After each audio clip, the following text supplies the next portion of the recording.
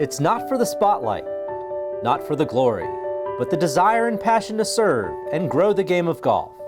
For over a century, volunteers have been the backbone of the Georgia State Golf Association, dedicating countless hours on and off the course. Bill Todd exemplified those qualities. He served as the GSGA president in 1995 and gave his time to the association for more than 20 years before his passing in 2001. As the GSGA has grown, so have the opportunities to get involved. Rules officials help at over 25 championships during the year. Course raters travel the state and serve our member clubs. And our adaptive golf and junior golf volunteers impact the lives of our youth and instill values such as integrity, friendship, and responsibility. Our 300 volunteers make up an impressive group of selfless individuals ready to serve when called. The President's Service Award was established in 1993 to honor a volunteer who maintains the highest standard of service and stewardship to the GSGA. Fittingly, in 2002, the award was renamed the Bill Todd Award. The 2019 recipient will join an elite group of individuals who have earned this award, which includes 5 Georgia Golf Hall of Famers and many more who are deserving. They have all left a mark not only in Georgia, but across the country.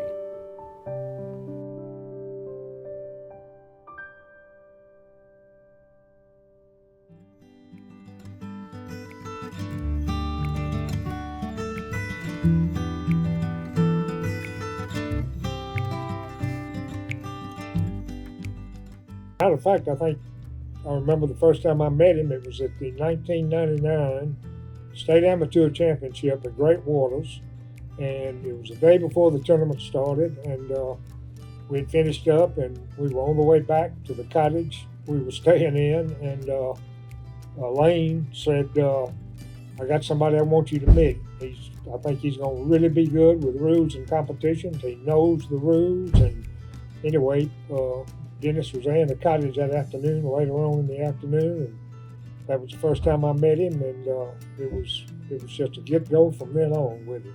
Well, Dennis was an expert. He retained well, and he was a good administrator. He was always fun to be with, always had a story to tell, and he and Lane were tricksters too in some of those events. You know, they had a way to, and I was on the tail end of some of that. If I think of one word to describe the relationship between Dennis and Lane, they were like brothers. They had a quick friendship from the beginning when Dennis came to volunteer at the GSGA as a rules official. But they were trouble. That would be the other word I would use. They could be somewhat like 12-year-olds, if you will. But they always had a lot of fun, and they always had a lot of respect for each other. They both had a passion for the rules.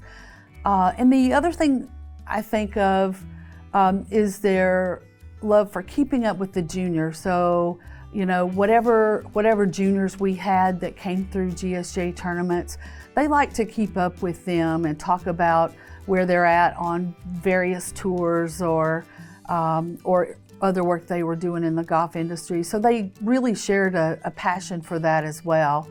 I would describe Dennis Terry as somebody that I love having in that capacity to be a friend with me. He is a great person. He's thoughtful. He's always been kind. He's always had a dry wit about him. It's just funny. He just always makes people laugh, and he's easy to be around. As far as being a rules official, I think he's one of the best rules officials that the GSGA has ever had. Ed Hoard got him into rules and got him moving in that direction, and what better person could you have than Ed Hoard to teach you the rules? And I remember that one time we were talking at rules school, and it just kind of blew my mind away, and Dennis had made 96 on one of the exams, you know, which are just extremely hard. And he said that he had done the whole thing with a closed book. He never opened the book in the open book portion of it. And I said, golly, I can't even make 93 or 94 using using the open book, but he was really good with the rules. He was good with setup. He was good with knowing how to deal with people when situations came up. And anyway, he was just a great guy, and he's always been a great friend, and I think we always will be friends. I do recall working the state am at Albany at Doublegate, and it was during the gas shortage. So, and I knew it was going on. They didn't know how bad it was, but so in the morning I got there early, but there was a long line at that station. I said, I'll just get it later on. Well, I got a phone call that said that they are running out of gas all over. So that was around maybe 3 o'clock, and I had to drive back to Atlanta. I got on the radio and I said, Dennis, I need to take a break and run down and get some gasoline because I can't get back to Atlanta. He says, well, that's all right. He says, why don't you just go ahead and get your gas and while you're at it, just keep on going. So, I mean, it's a little stuff like that and it was everybody on the radio, so nobody said anything, but that's the way Dennis was. He was fair, and it made for a long day to be shorter.